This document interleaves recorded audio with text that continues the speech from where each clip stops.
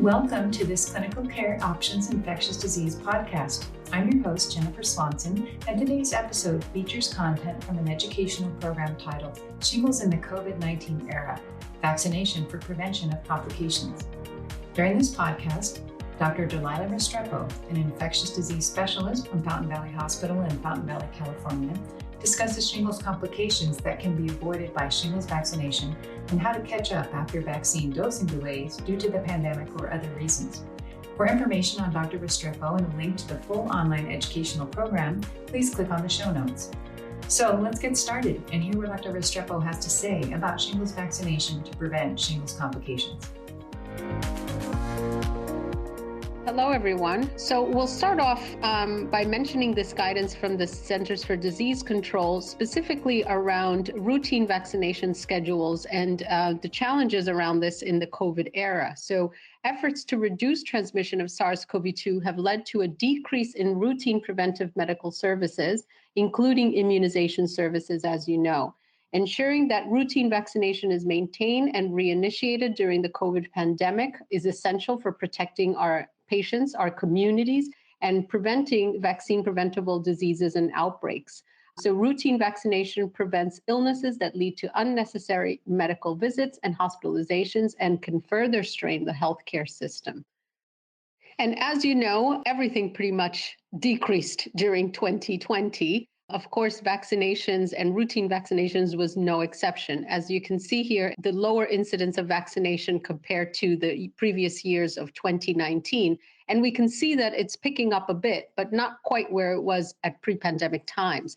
So in April 2020, vaccination rates among Medicare beneficiaries aged greater than 65 reached naders of even 70 to 89% below their corresponding rates.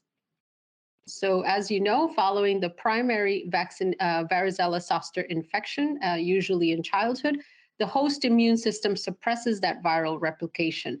However, that virus will remain dormant for years, most commonly in the spinal root and cranial nerve ganglia. And that reactivation or shingles results when the host immunity fails to suppress the virus. So classically, you'll look at a vesicular rash with neuropathic pain in the distribution of a certain dermatome, and the pain can range anywhere from mild to severe.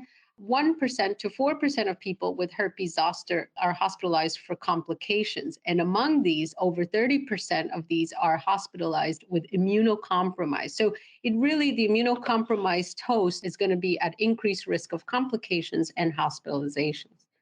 Now, what are some of the common shingles complications in immunocompetent patients? Because we can think, well, if it's only a dermatomal rash, does it make so much sense to try to prevent this? But as you can see in this slide, common shingles complications occur even in immunocompetent, and some are not that benign.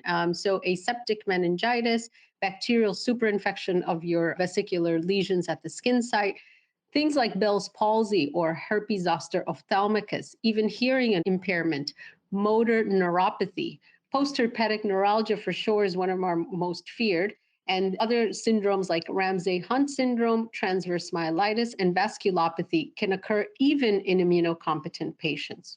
Now, our most feared complication is post-herpetic neuralgia, and it's probably because it's the most common, and it is pain in the dermatomal distribution that is sustained for greater to or equal to 90 days after the appearance of a shingles rash.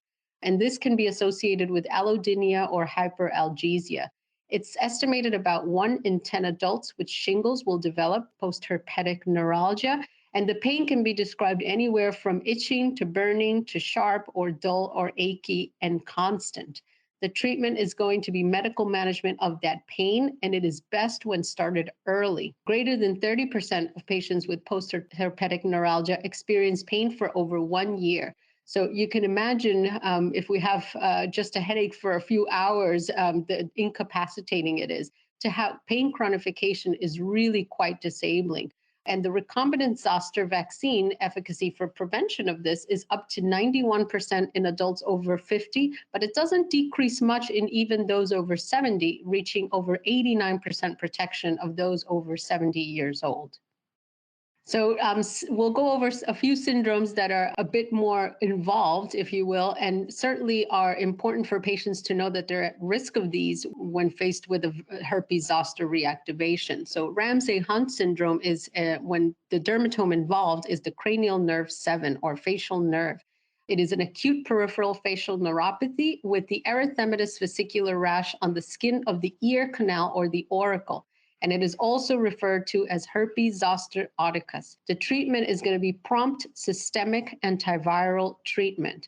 And sequelae can be as severe as permanent facial muscle weakness or even deafness. Zoster ophthalmicus or varicella zoster virus reactivation at the ophthalmic branch of the trigeminal nerve. This represents up to 10 to 25% of shingles cases, so not quite as unusual as you would think. And involvement may include periocular region, but also up to 50 to 72% will develop ocular manifestations. It is important to obtain a medical history to elicit potential immunocompromise, as they have an increased risk, and ocular sequelae and prolonged and more severe in the immunocompromised. How will it present? Mainly painful periocular rash and eyelid inflammation or a red eye. The key diagnostic factor is the vesicular rash around the dermatome with involvement of the tip of the nose. And so this is what the famous Hutchinson sign is, where you have involvement of the periorbital area with also lesions at the tip of the nose. And it is caused by the nasociliary branch of the ophthalmic division, which innervates the skin of the tip of the nose.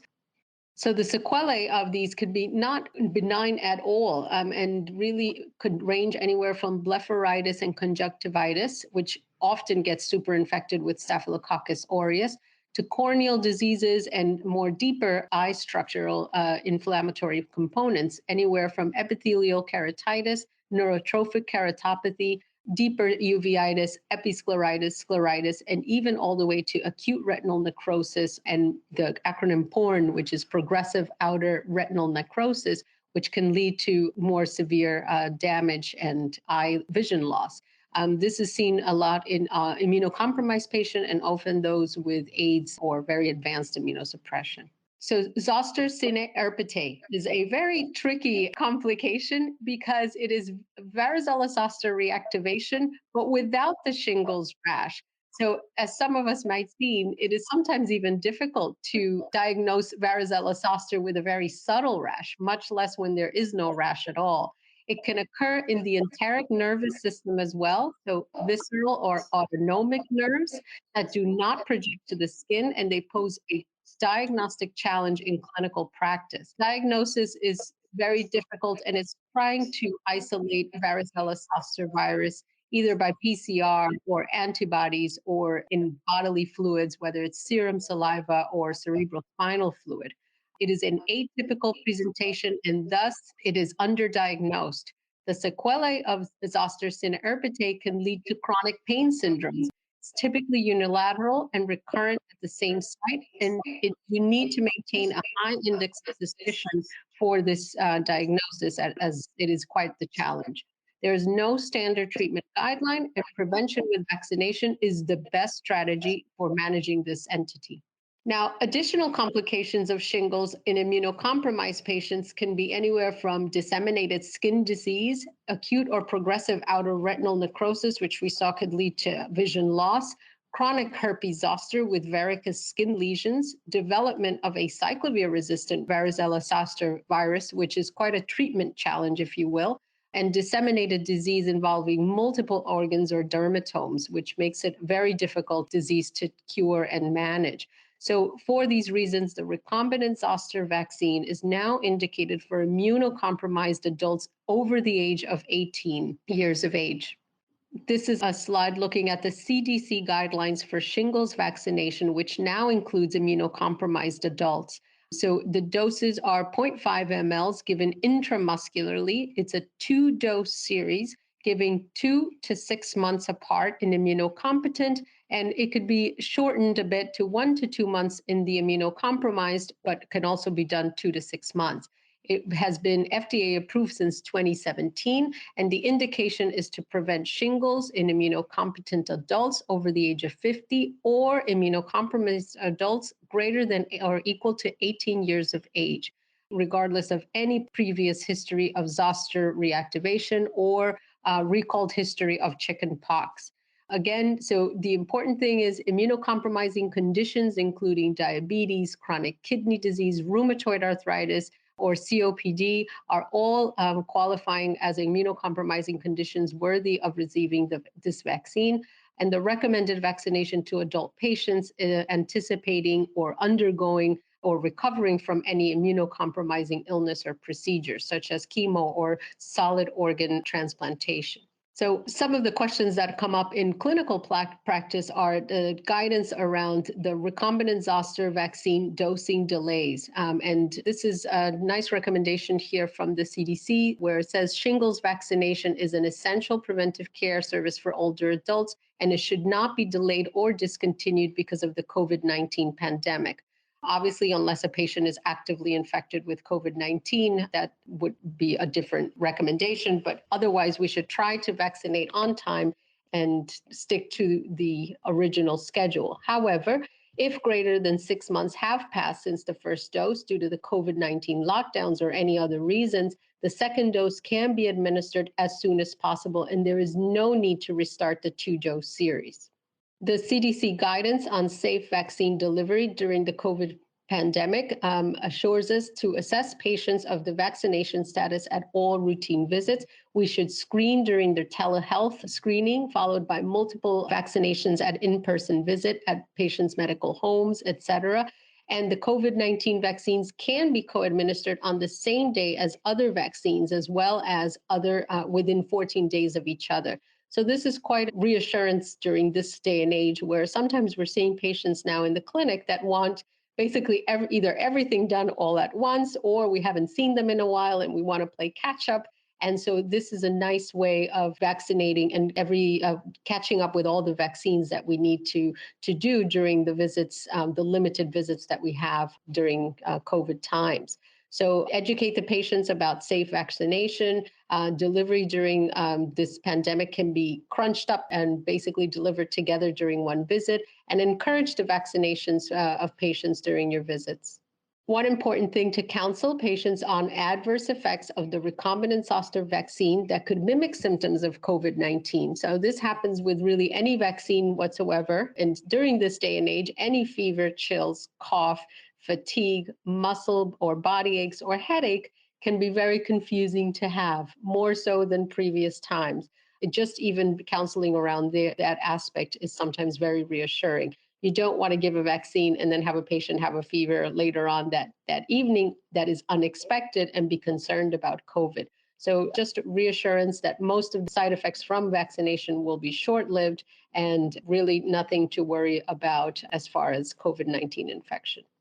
So the take-home points are that complications associated with varicella zoster virus reactivation are numerous and can be life-threatening, and prevention is really our best treatment. CDC recommends maintaining all your routine vaccination schedules during COVID-19 pandemic, both to reduce the incidence of vaccine-preventable diseases and their complications, and also to reduce strain on overburdened hospitals. As we saw, many of these complications do require hospitalization. Recombinant zoster vaccine is approved for immunocompetent adults older than 50 and immunocompromised adults 18 years of age and older. The recombinant vaccine can be given concomitantly with COVID-19 vaccine at different anatomical sites, as well as within 14 days of your COVID-19 vaccine. And if the second dose is delayed, whether it was because of lockdowns or different schedules during COVID pandemic, you can administer that second dose as soon as possible without needing to restart the series. Thank you for listening, and I wish you the best of luck in preventing shingles in your patient population. Well, thank you very much to Dr. Restrepo and to you, our listeners, for joining in. To view the full educational program about shingles in the COVID-19 era, please click on the link in the show notes. And do check back regularly for more episodes on important infectious disease topics. Thank you, and have a wonderful day.